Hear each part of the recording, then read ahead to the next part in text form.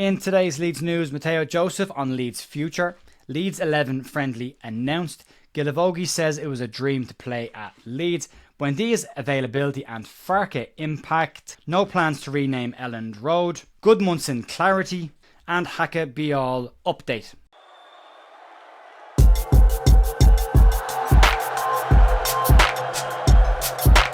Morning folks, welcome back to The View. Friday morning, the 20th of June with your Leeds United news. Hope you're having a really good week so far. The sun is out, everything is good, and there are some news and some updates coming out of Elland Road around reports yesterday, and some updates on the Jaka Bijol situation as well. We'll cover all that today as well.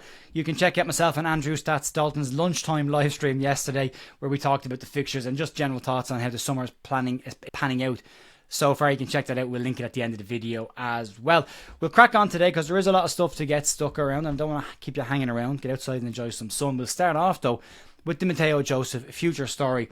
In a piece in Leeds Live today, they say that Joseph is yet to speak to Leeds United about his future at the club, and that there is a little bit of a lack of clarity around the striker's next steps. Joseph made 11 starts last season for Leeds United and was involved in 39 championship games overall, and Leeds have already now added one new attacker in Lucas Nemecha and plan to add another striker this season, and Joseph's future at the club has been a talking point this summer.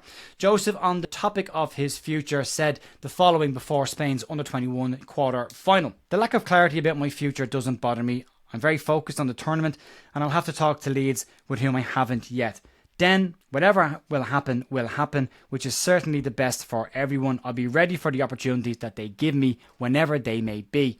We achieved our goal as a team, and I personally wanted to be more involved in the final stretch of the season.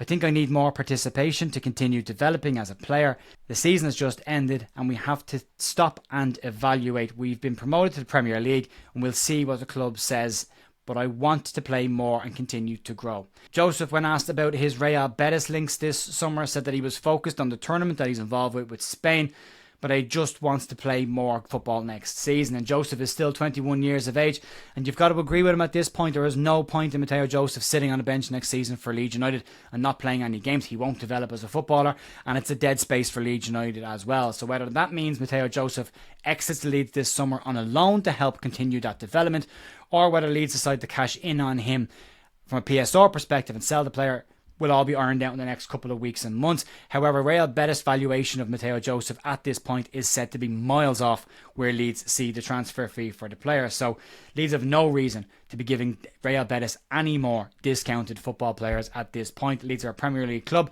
and they hold the cards in this. Matteo Joseph has plenty of time left to run on his existing contract. Move on to a friendly announcement, and continuing the pre-season tradition for Leeds United, and Leeds have announced a pre-season friendly for the 19th of July that will take place on the very same day that they play Manchester United in Stockholm. A Leeds Select 11 side will take on Guiseley at the Nethermore Park on July 19th with a 3 p.m. kickoff in that game. The fixture will form part of the Academy's pre-season plans, which suggests that we're likely to see more under-21s and under-18s involved in that game. Tickets for the game are £10 for adults and £5 for under-18s, and will be available at the gate on the day of the game. The following day is the Leeds United Crater Cup on July 20th, John Charles Stadium for Sport.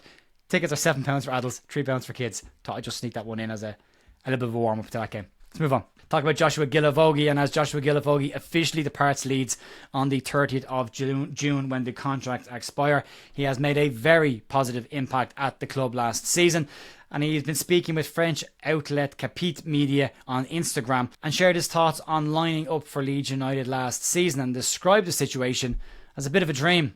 Gilivogi, as we know, moves on to the next challenge in his career next year, but speaking about his time at Leeds United, Gilivogi had the following to say. It was a walking dream, incredible. I signed at the end of October to break a record with 7 goals scored at home, to win at the second place team after being even.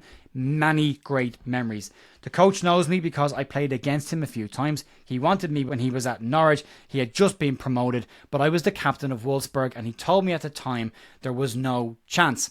Gudmundsson finished off by saying that it was a delight to play for Leeds United, and I think I speak for most Leeds fans by saying it was an absolute delight to have Joshua Gilivogi at the club.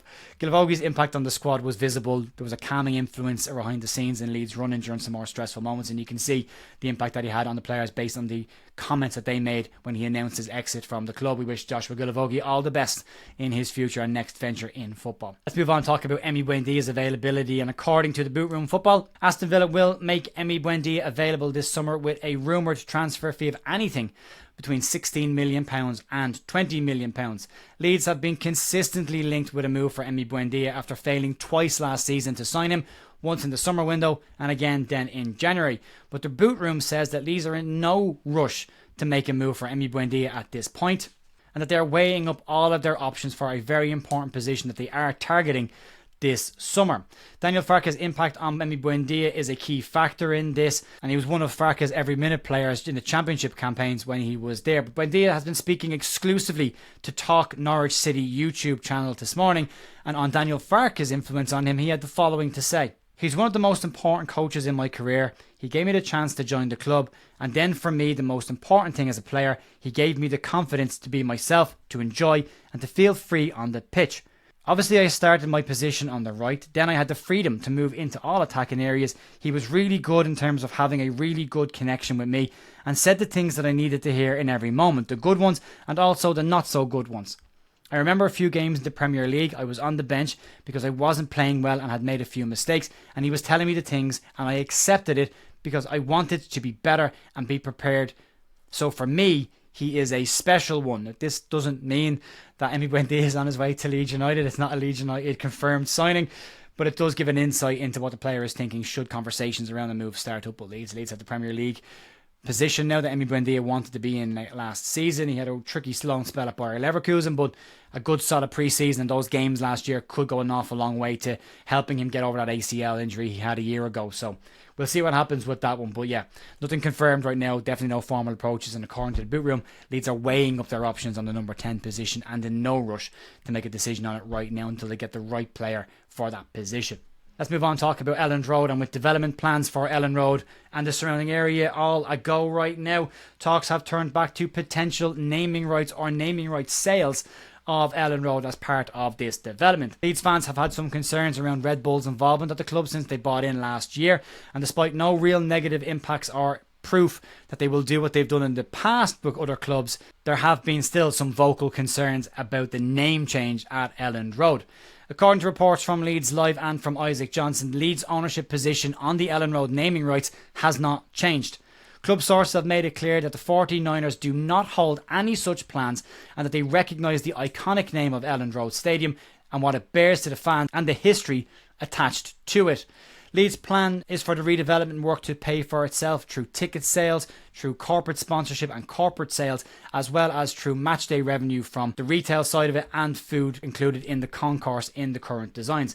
The Leeds surviving the Premier League is said to be a major factor in these plans as well, although ground development work is classified as infrastructure and doesn't form part of any PSR accounting in its current shape and form. Let's move on. Let's talk about Gabriel Gudmundsson and some clarity around yesterday's rumours. And yesterday, reports of Gabriel Gudmundsson being spotted at Thorpe Arch ran amok on social media. And today, we've got some clarity on that situation. But reports of him being at Thorpe Arch yesterday or even being in Leeds are being reported by Leeds Live and Isaac Johnson to be false. According to Johnson, Leeds hold interest in Gudmundsson, but that any reports of being in advanced negotiations at this point are inaccurate.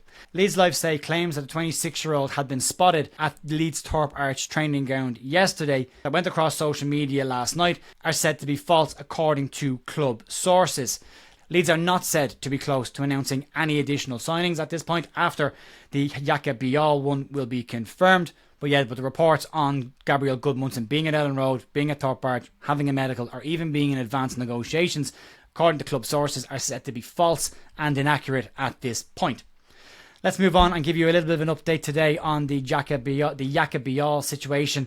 According to all the journalists, YEP, The Athletic, Sky Sports, Fabrizio Romano, everyone involved, the deal for Jaka Bijol to Leeds is done and dusted. The player has completed his medical and has signed the paperwork to make him a Leeds United player. The report says that there are some small admin details being sorted out before the club announced the signing. So there's no issues on this. Players don't return to pre-season until the 7th of July and Bijol is now believed to have headed off on his honeymoon.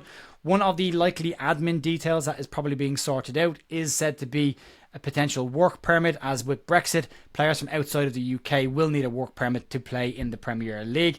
Not the situation with Lucas Nemecha, as he had England underage caps all the way up to under 21 and holds an English passport, so he doesn't have those work permit issues. But because of Brexit, players outside of the UK need a work permit, and that takes a little bit longer. I think we saw it the last time we were in the Premier League as well, with players coming in, that it could take a little bit longer just to get them announced. But according to all reports from all journalists, all credible journalists, Jakab to Leeds United is done and dusted. Nothing to worry about. Just because you haven't seen an image of him in a Leeds United shirt doesn't mean you should be concerned about it at this point. Hasn't been hijacked. Nothing's gone wrong. Everything is fine. And everyone has said the exact same thing.